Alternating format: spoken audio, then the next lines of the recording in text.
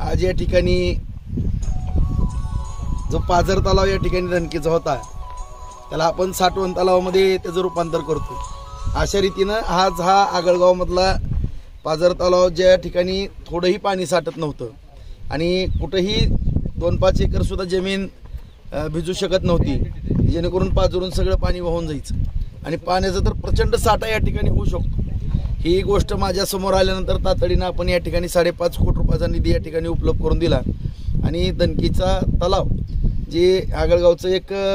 शेतकऱ्यांचं भवितव्य उज्ज्वल करणारा हा साठवण तलाव आहे। निश्चितपणानं मला खात्री आहे की कागदावरती काही जरी असलं तरी 1000हून एकर जमीन जादाची या ठिकाणी बागायत होणार आहे असा माझा आत्मविश्वास आहे। अशाच रीतीनं मी ज्यावेळेस जलयुक्त शिवारवरती काम करत होतो आणि जलयुक्त शिवारच्या माध्यमातून मला आठवतं की नद्या ओढे किंवा या पाझर तलावाच्या साईट मी शोधत होतो। त्यावेळेस 1972 पासून ज्या जागा आपण शेती भूसंपादित केली आणि दुष्काळाच्या परिस्थितीमध्ये रोजगार हमीच्या माध्यमातून रोजगार देण्याकरता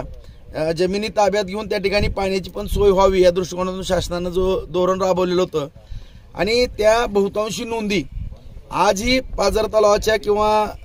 ज्या शासनाने भूसंपादित केलेल्या, आता उदाहरणार्थ या ठिकाणी 75 एकर जमीन आहे, 75 एकर जमीन आहे। पाझर तलाव होता 2-5 एकर सुद्धा या ठिकाणी बागायत होत नव्हती, परंतु आपण जर पाठीमागं पाहिलं तरी सगळं या ठिकाणी मला येणाऱ्या वड्यावरनं प्रचंड पाण्याचा साठा या ठिकाणी उपलब्ध होणार आहे आणि मी खात्री देतो की इथून कुठलं सुद्धा पाझरणार नाही पाणी, एवढं पाणी या ठिकाणी मजबूतपणानं या ठिकाणी साचलेलं, इतकं क्वालिटीचं पण काम होणार आहे। मी शेतकरी बांधवाला पण सांगतो की थोडं जरी इथं काय चुकीचं व्हायला लागलं तर मला फोन करा, मी ताबडतोब या ठिकाणी हजर आहे आणि अशा रीतीनं सगळी कामं दर्जेदार या ठिकाणी होणार आणि जवळपास माझा जो ढोबळ अंदाज आहे, जवळपास मी तर 101 साठवण तलावाची प्रतिज्ञा केलेली, त्यामध्ये 37 साठवण तलावाला आतापर्यंत मंजुरी आणलेली आहे आणि पुढच्या पंचवार्षिकमध्ये 101चा आकडा क्रॉस करणार। पण आणखीनही मी जी शोध घेतोय, कारण या मगा सांगितलं की मी नोंदी आढळून बऱ्याच येत नाहीत, जिल्हा परिषद जलसंधारणाला नोंदी दिसून येत नाहीत, शासनाकडे जलसंधारणाला नोंदी त्या गावातले जी ज्येष्ठ वयस्कर मंडळी आहे, माझे तरुण सहकारी आहेत, मित्र आहेत, नेते आहेत, कार्यकर्ते आहेत, पदाधिकारी आहेत, माता भगिनी, ह्या सर्वांना ज्यांचे माझ्याशी जे असं संबंध आहेत किंवा ज्यांना मी बोलू शकतो अशा सगळ्यांबरोबर मी चर्चा केलेली, प्रत्येक घटकाबरोबर चर्चा केलेली आहे शेतकरी बांधव की त्या गावाचा गाव नकाशा,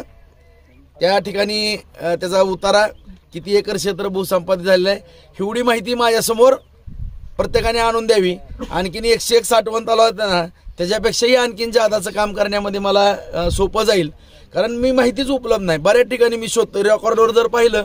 तर आता काय तलाव तर मला 5 एकर 10 एकर असेच नोंदी दिसतात, परंतु प्रत्यक्षात जेव्हा शोध घेईल आपण, आता उदाहरणार्थ ह्यांनी सांगितलं मला आगळगावमध्ये आता 26 पाझर तलाव आहे, ह्याच्या नोंदीच नाहीत। आता मोरे सरांनी वगैरे त्या नोंदी ग्रामपंचायतला करून घेतलेल्या, अशा जर नोंदी समोर आल्या तर आणखीनही मी आगळगावच्या या शिवारामध्ये उभा आहे। भविष्य काळामध्ये येणाऱ्या 5-7 वर्षामध्ये 1 वर्ष 1.5 वर्षाला एखादा कमीत कमी 3-4 साठवण तलाव आगळगावला सुद्धा करून देऊ आणि 100% आगळगाव या ठिकाणी बागायत होईल असा माझा या ठिकाणी आत्मविश्वास आहे। जलयुक्त शिवारमधून काम करत असताना नदीवरती बांधारे किंवा खोलीकरण केलेलं आहे, ह्याच्यामध्येच प्रचंड पाण्याचा साठा आगळगावमध्ये झालेला आहे आणि आगळगाव बरोबरच बार्शी तालुक्यामधली जी गाव आहेत त्या गावामध्ये साठवण तलावाच्या ह्या पाझर तलावाच्या साईट शोधून त्या ठिकाणी पाण्याचे साठे उपलब्ध करून देऊन 1 लाख एकर बागायत जी मी स्वप्न पाहिलेलं आहे 100% येणाऱ्या 5 वर्षात ते पूर्ण होणार। ग्रामस्थ असतील, माननीय आमदार साहेबाचं आम्ही हार्दिक अभिनंदन करतो, त्यांचं शतशः आभार मानतो। यापुढं अशीच आपली विकासाची घोडदौड चालू राहावी आणि जवळजवळ राजाभाऊ राऊत यांना एक पाणीदार आमदार म्हणायला काहीच हरकत नाही, कारण कव्हे कोरपळे इकडं सगळं उजनीचं पाणी आलंय. पाण्यासाठी राजभाऊनी प्रचंड काम केलेलं आहे आणि त्यांचं उद्दिष्ट आहे की पुढल्या 5 वर्षापर्यंत बार्शी तालुक्यामध्ये कमीत कमी 1,00,000 एकर जमीन ओलिताखाली आणायची हे आमदार साहेबाचं उद्दिष्ट आहे. त्यांच्या ह्या प्रयत्नाला यश यावं, त्यांना आई जगदंबेनं आशीर्वाद द्यावं, बळ द्यावं एवढीच आम्ही इच्छा व्यक्त करतो आणि त्यांनी निधी दिल्याबद्दल त्यांचे आभार व्यक्त करतो. जय हिंद.